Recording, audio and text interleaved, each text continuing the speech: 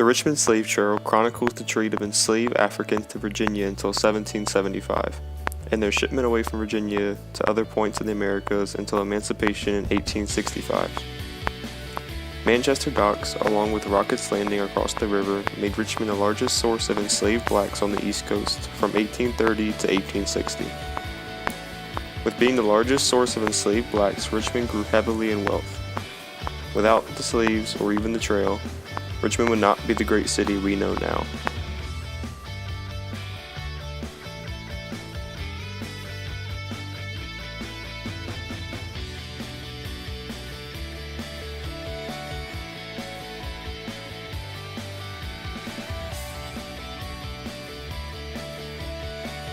Today, there are no former slave markets or jails left standing in Shockoe Bottom.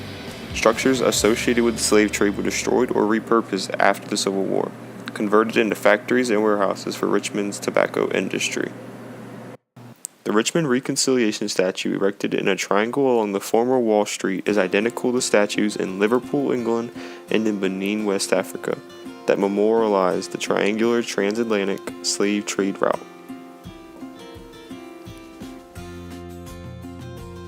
The notorious Devil's Half Acre, owned by Robert Lumpkin, was a holding facility and auction house.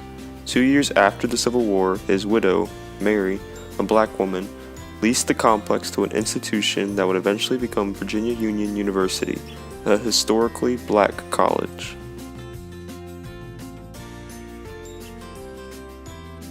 Beneath the hillside where local enslaved blacksmith Gabriel was executed after the discovery of his elaborate plan of revolt in 1800, the unmarked graves of free and enslaved Africans were paved for a parking lot until protests led city and state officials to reclaim the historic area.